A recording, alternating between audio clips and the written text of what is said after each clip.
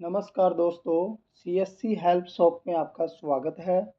दोस्तों, आज की वीडियो में मैं आपको आरडी जो अकाउंट होता है पोस्ट ऑफिस और ये बैंक में ओपन होता है, तो ये एक अच्छी स्कीम है आरडी की, जो कि आप हर महीने भरते होंगे या कुछ लोग साल की इकट्ठी आरडी अमाउंट भरते हैं। तो दोस्तों, मैं उसमें आपको एक अच्छा तरीका बताता हूँ जिससे आपको बार बार पोस्ट ऑफिस का चक्कर भी ना लगाना पड़े और आपको रिबेट मिल जाए।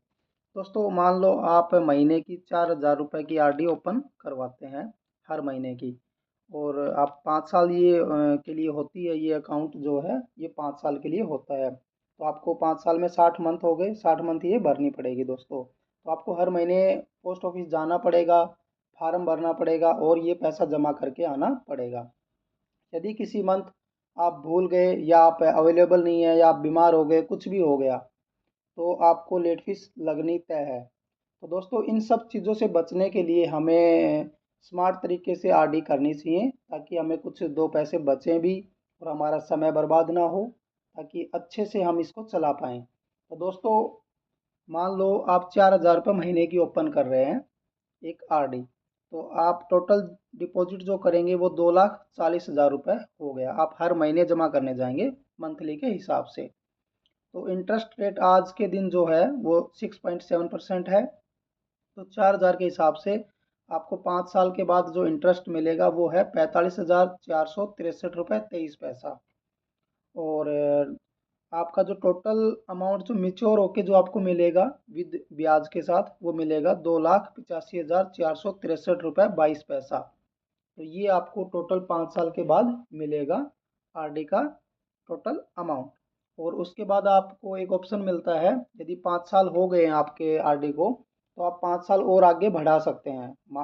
मतलब कि टोटल 10 साल तक इसको चला सकते हैं। तो वो भी उसी के अकॉर्डिंग आपको जो इंटरेस्ट रेट है वो मिलता रहेगा, जो कि यहाँ नीचे दिखाया भी है। 6 साल के बाद कितना मिलेगा, 7 के बाद इतना मिलेगा, ये आप देख सकते हैं वीडियो को।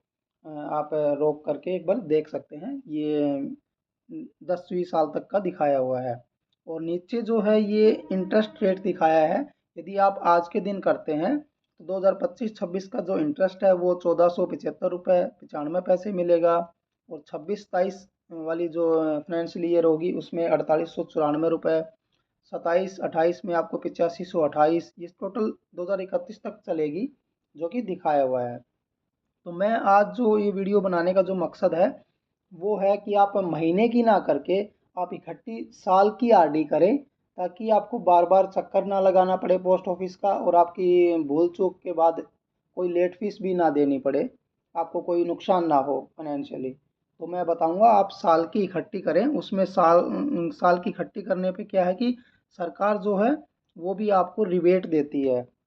मान लो आप साल की इकट्ठी भर रहे हैं 4,000 रुपये के हिसाब से, मैं आपको बता देता हूँ टोटल कितना होगा। मान लो आप 4,000 रुपये महीना की करना चाहते हैं, लेकिन आप जो है इकट्ठा भरना पड़ेगा आपको। तो टोटल अमाउंट 4,000 के हिसाब से 12 महीनों की होगी 48,000 रुपये। तो आप 48,000 रुपये टोटल इकट्ठा भरेंगे। तो दोस्तों, ये टोटल 48,000 नहीं भरना, 48,000 रुपये नहीं भरना। इसमें आपको सरकार 1,600 रुपये की रिबेट देगी, कि आपके 1,600 रुपये जो है वो रिबेट मिलेगा आपको। तो 48,000 की जगह आपको 46,400 रुपये ही देने हैं। आप काफ़ी बार साल की आरडी करवा लेते हैं किसी भी पोस्ट ऑफिस के एजेंट से, तो वो बताते भी नहीं है कि 1,600 रुपये सरकार आपको रिबेट दे रही है, वो अपने पास रख लेते हैं। तो ये आप ध्यान रखना, साल की यदि आप इकट्ठी आरडी ओपन कर रहे हैं, साल का इकट्ठा पैसा दे रहे हैं, तो 1,600 रुपये 4,000 के ऊपर आपको रिबेट जो है वो मिलता है। 1,000 रुपये के हिसाब से भी मिलता है, वो अलग अलग जो आप आरडी करवाते हैं उसके अकॉर्डिंग आपको कुछ ना कुछ रिबेट ज़रूर मिलता है। तो वो आप पोस्ट ऑफिस में भी पूछ सकते हैं, और अपने एजेंट जो है उनसे पूछ के आप ये रिबेट आप हासिल कर सकते हैं। और इसमें सबसे अच्छी बात ये है कि आपको बार बार पोस्ट ऑफिस नहीं जाना पड़ेगा। आपको बार बार फार्म नहीं भरना जाके, आप अपना टाइम ख़राब करके पेट्रोल फूक के जा रहे हैं पोस्ट ऑफिस, वहाँ हर महीने आरडी का पैसा जमा करके आ रहे हैं, काफ़ी बार आप भूल जाते हैं। तो काफ़ी चीज़ों का हमें दिक्कत का सामना करना पड़ता है। तो इकट्ठी साल की आरडी करने में ये बेनिफिट है कि हमें इन सब चीज़ों को फेस नहीं करना पड़ेगा, उल्टा हमें रिबेट भी मिलेगा और इकट्ठा अमाउंट चला गया। अब 1 साल तक हमें कोई प्रॉब्लम नहीं है, उसको हमें कोई प्रॉब्लम फेस करने की ज़रूरत नहीं है, क्योंकि साल की हमने इकट्ठी आरडी जो है वो भर दी है। अब टेंशन हमें हमारी ख़त्म हो गई, हम 1 साल के लिए फ्री हो गए। तो दोस्तों ये रिबेट भी मिलेगा। तो सबसे अच्छी बात है आप साल की इकट्ठी आरडी करें, इकट्ठी आरडी करने में फ़ायदा है। और आप 5 साल के बाद आप यदि उसको आगे बढ़ाना चाहते हैं तो उसी कंडीशन में बढ़ाएं यदि आरडी का जो इंटरेस्ट रेट है वो गिर गया हो। यदि गिरा नहीं है तो आप नई आरडी ही करवाएं। मान लो बढ़ गया 2% 3%, तो उसको आगे 5 साल के बाद कंटिन्यू करने की ज़रूरत नहीं है। उसके बाद आप उसको दोबारा से करवा लें ताकि आपको नया इंटरेस्ट रेट मिले, ज़्यादा मिले।